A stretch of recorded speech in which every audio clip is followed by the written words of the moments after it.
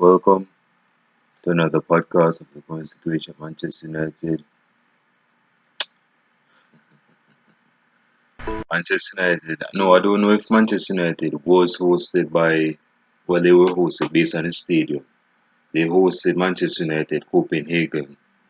But as it relates to, because I didn't know that Manchester United and versus Copenhagen and other EuroLeague games was going to play in one leg. Like, I thought since the full time was blown off, I said, okay. Until some people trying to make noise outside. I guess they just want to interrupt a brother. But like I was saying, I didn't know that the second leg was retracted. So I thought when the first leg was finished, the second leg would probably be next week or later on this week. But yeah, United dismantled not in a performance type way, but in terms of the scoreline, Manchester United dismissed Copenhagen from the EuroLeague. And it wasn't the most convincing of games, as Manchester United was, they were getting down and dirty, but in terms of the performance, it wasn't of a saucy performance like a flair type swagger performance. Manchester United just got the professional work done. There were a few doubts because the first half, Manchester United could have scored like a whole lot. Marcel got his chances. Bruno Fernandes got a good amount of chances, and yeah, the defensive. Speaking of the defenders in the first half, Eric Bay. I get that Eric Bay is black. You know what I'm saying? I'm black his power, and he's rushing his tackles. He's very aggressive in his tackles, but my man has to be smart enough to read the tackles of like he needs to read the foot language or the body language of the player before he attempts to tackle because my man got spread out like in bread, like missionary style. Like I don't know if he was slipping off a banana peel off a hill or something, but he slipped. He's I think his slip was probably worse than Gerard Piqué when he was against Cristiano Ronaldo in 2010 in the World Cup. So Eric Bay for me, he needs to work on his timing of the tackles. Harry Maguire was solid. It's been a year. Speaking of Harry Maguire, Slabhead has been at Manchester United for 1 year now. Paul Pogba, surprisingly enough, has been at Manchester United for 4 years now. And Brandon Williams is coming to the close of Brandon Williams and Mason Greenwood's first breakout season in the not only in Premier League but as a Manchester United player. So from coming from the academy, it must have been something great. But back to the game against Copenhagen. Manchester United in the first half wasn't that bright. It wasn't that bright in terms of the display, the playing of the style of play. It wasn't brightening on the eyes, as the youngsters would say these days. But we got the work done. We move on to the next, which is the semi-finals of the EuroLeague, and it's inevitable that we're going to get Wolves or Sevilla. Wolves are now based on if you're a fan of memory lane, you remember that Manchester United played against Seville. Well, I call him Seville.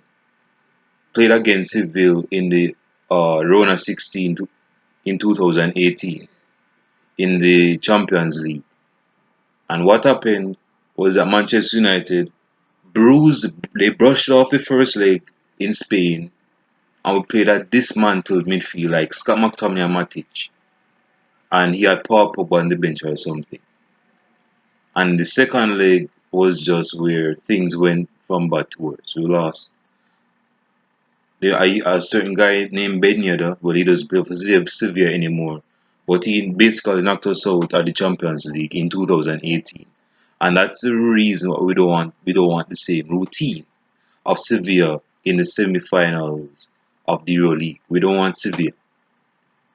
We don't want any Spanish team.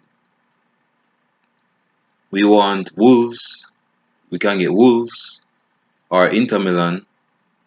No, we go get Wolves or Sevilla, but preferably we have to get Wolves. But if we get Sevilla, United needs to come. Their mentality needs to change. Because Sevilla is a side that plays football and they're not that uh, defensive.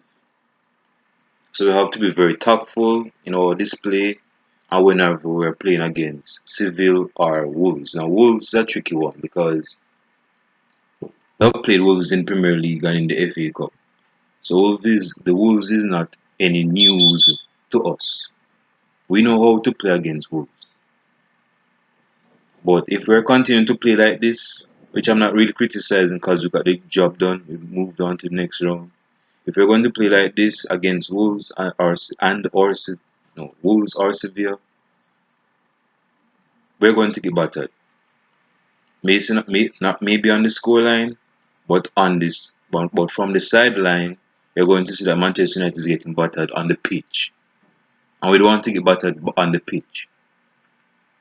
Bruno Fernandes didn't have the best of performances. I mean, he got a goal, but Anthony Martial, trust me, that dude is like Bambi on ice, but in a positive way because this dude shows why he's a better dribbler. He's probably the best dribbler in the team, and he knows how to win penalties. He has quick feet, but apparently he's lazy. Says I am. Well, I always believe that Marcel has been lazy, but he's been working on his work rate. You know what I'm saying? So I have to give credit where it's due. Yeah, and Greenwood got an offside goal. Offside, I think it was onside, but I guess they just want to hit on a young brother. But they retracted that goal. And speaking of, no, Manchester United has a tendency. I don't want this video to be long, but Manchester United has a tendency of like when we played Burnley at home in fall of 2016. Now I'm not a big fan of memory lane, but in that game against Burnley at Old Trafford in 2016, Manchester United registered about 36 shots on target. No goals were scored in that game, 36 shots on target. And Manchester United, I said this to say, Manchester United has a tendency of allowing the opposition goalkeeper to look like he's a prime Peter Shilton, like he's a David Seaman, like he's just Spider-Man between two sticks, when he's really not. People were saying on Twitter, yeah, the Copenhagen goalkeeper, John Johnson, is a very good goalkeeper. No, he's not. No, he's not. No, he's not. No, he's not. It's just that he stepped up his game for the players he play with to move on to the next round. But he's not a good goalkeeper. He's not a good goalkeeper. People never heard about Johnson before United game, but because he had like a decent 90 minutes performance, if not a 120 performance minutes of performance, people want to say this dude is good. No, he's not. No, he's not. No, he's not.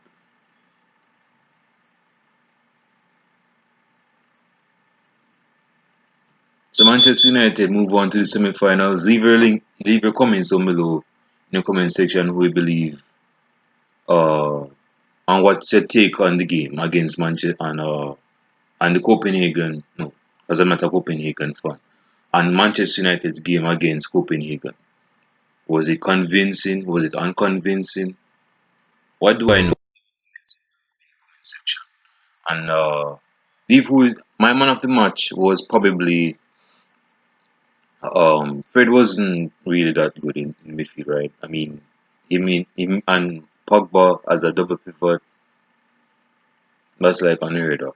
Um, my man of the match is probably Brandon Williams. Again, I'm just spitball. I'm not good at name calling as it relates to man of the match performances. I guess so. I don't work in the pundit studios, but I don't have a knack for that. So you have to excuse that deficiency of mine. I'm working on it with my psychologist, but yeah, I don't think. Again, I want to hear what you guys have to say in the comment section. And with that being said, I am out. I'll show you guys in the preview against Wolves or Sevilla. Preferably the former. Preferably the former. Check you guys next time.